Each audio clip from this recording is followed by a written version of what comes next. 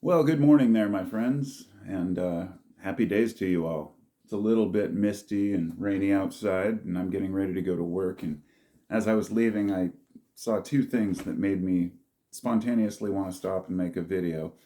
And this pertains to skills, trades, carpentry, and having pride in the work that we do. I'm very non-egotistical when it comes to my work. I very much try to be anyway. I know that I can do a good job. I know that I can build good things. But I cringe when I see people out there who brag about their work, and they think that they're the God's gift to whatever trade that they're in. And I guess that's fine. It takes a little bit of pride in the work that you do, but as I was leaving, I saw this book sitting here. The portrait. This is a portrait of Portland Magazine, and it just reminded me that I had found this folder while I was cleaning up the other day. I actually had some of my work featured in the Portrait of Portland back in, I think, 2008 or 9. But I've got this little green book here, and these tags that I made. Above the level was my carpentry business that I started, and my plan was to make fine furniture and cabinetry. And this was supposed to be, I guess I use this as kind of my picture book to share if I go out for a job interview, something like that. I can share some of the work that I've done. And to have a palette like that as a carpenter is extremely, useful to have 20 years of history to draw on. And a lot of you know that I build guitars as well. I've kind of put that on the back burner, but I have about 9 that I'm working on, about 4 or 5, I think 3 that are complete, 2 bass guitars and 1 just electric 6-string. But that was what I would consider, and from what I've heard other carpenters say, the pinnacle of carpentry is building your own guitar, especially an acoustic guitar, which is something I haven't done yet. But as for your general carpentry skills, I wanted to share some of the things that I've done over the years, because these things took a lot of time for me. This was a 2-year project we did in Lake Oswego, Oregon, which is a snazzy part of town. But this is a recurved staircase, and this is at the very top looking down. And I'll share, there's more pictures of this, but we did all this mahogany paneling, trim, everything's out of solid mahogany. I'll try to get the reflections out, but up here in the top in this little point, there's like a little rosette that I did with a custom pineapple. This was downstairs in the same place. This was a mahogany bar that we built custom, and that's what it looked like after it was finished. It was very beautiful, very shiny. The painters did a great job. And a lot of this is just general work, like, doing handrails, tile, doing in my friend's condo, a mantle, soffit work, which was kind of odd shaped. This was in front of the mahogany house, and this was a little kind of fan thing that we did for it. He just kind of let us loose and said, build whatever you want on a lot of this. Same with the mantle here, which was mahogany. And this, it's a funny story about this. This is a herringbone pattern entry deck, right? And this giant mahogany front door. Soon after this was built, we did a handrail around all the decks, and I'll show you those in a different picture. But soon after this was done, we did a mahogany handrail with wire cable. It was beautiful until the painters came in and decided to throw their rags in a pile here. We came back the next morning, and any painter knows that that's cringe right away. You do not throw stain rags in a pile, especially not on a composite deck. We came in, there was a hole burned all the way through this deck, and it was just melted plastic to the ground, because spontaneous combustion is something that does happen with stain rags, and we were using a volatile oil-based stain. So lesson learned, don't ever throw your stain rags in a pile or in the garbage. This is just some other mantle we did, or I did somewhere, I don't know. These are just general pictures. Here's that pineapple I was telling you about. Looking back on it now, it looks like shit, but but I had fun making it. And so this was an interesting little feature. We basically tore the whole roof off of this house and did a second story. And because of that, we had this giant exposed beam. And the homeowner said, I just want something that looks cool and flowing.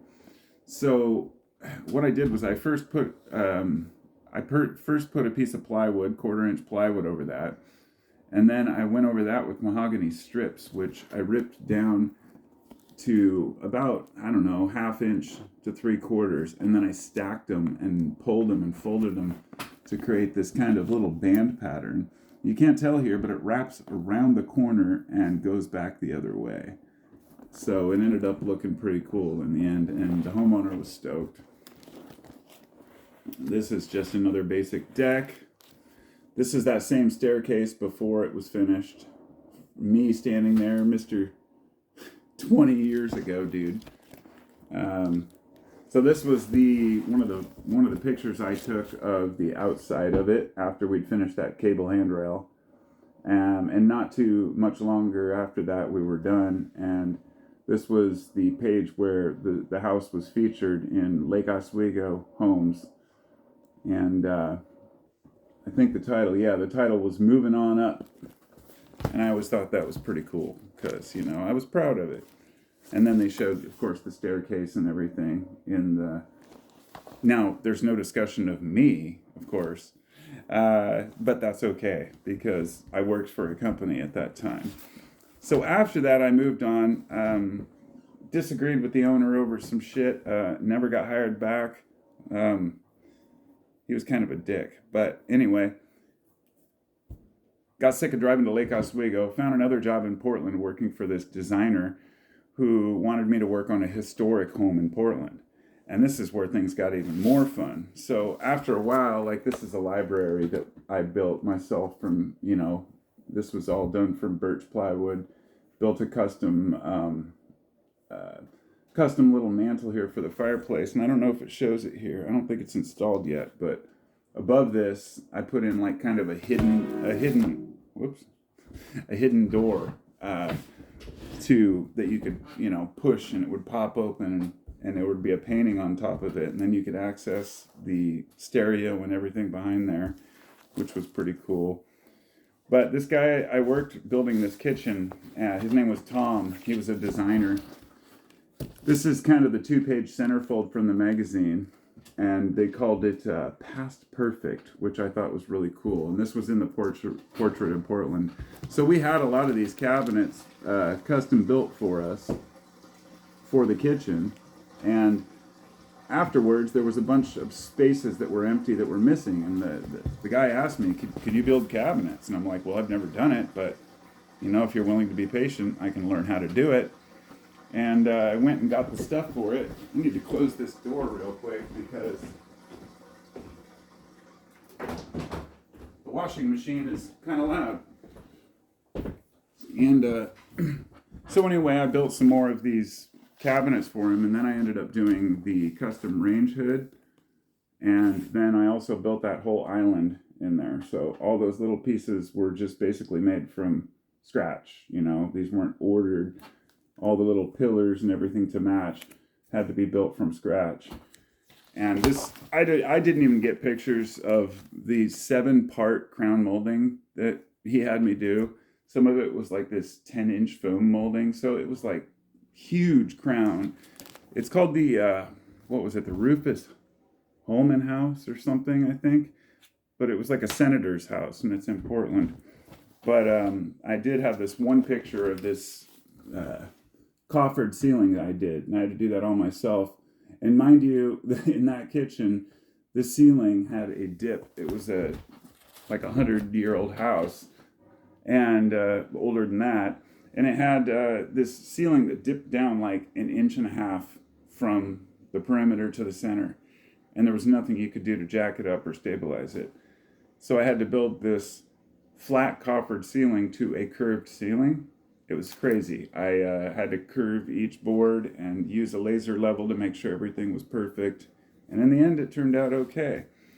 But once we got into this for a while and I got his house almost finished, he wanted to start selling furniture. So he had me build these wing-back chairs. This is one he was selling for a few grand, but the picture is I did all the legs and the basic frame. The legs were mahogany. And we did the same thing for these chairs and also for a sofa that he had me build. Now, mind you, I'd never built furniture. So he's selling like my construction, this mortise and tenon construction. But I was learning as I went, and I told the guy, I was like, if you want me to learn how to do this, I'm going to have to sit there and take it apart, the old chair, and figure it out. Because he wanted me to replicate a chair that was upholstered. I'm like, this is going to require me taking it apart and doing accurate measurements, which is exactly what I had to do. And I still have all the designs somewhere, but I had to go through and draw pictures and arrows and rabbit out things and learn how deep to mortise them. It was a lot of work, but I eventually figured it out. So he had all these ideas for different furniture he wanted to sell, and after a while, we worked for a neighbor doing another kitchen, and I don't have another picture of this one, but it was also featured in a Portland magazine.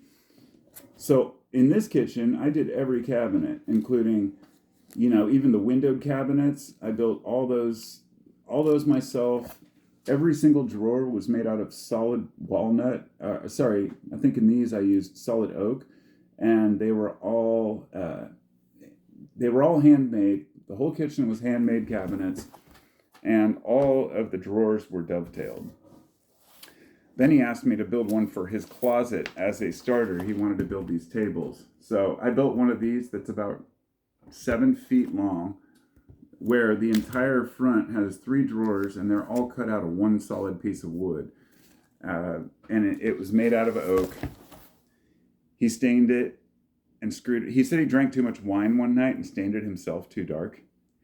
And when you sand oak, you have to sand it really far to get all that stain out because it gets into the pores.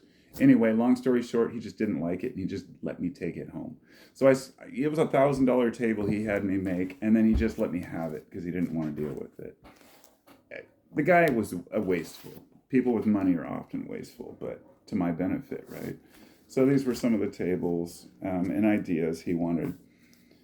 But there's various sketches and plans that we had for different designs, chairs, all this different kind of stuff. I mean, it's just mantles, fireplaces, whatever. And that's pretty much it. I guess just wanted to kind of share some of my history of construction and fine carpentry. Hell, maybe one day if I have an employer that's a potential lead, I'll send them this video, because ultimately, these days finding a job, like I work for a company right now, but we haven't had work in months.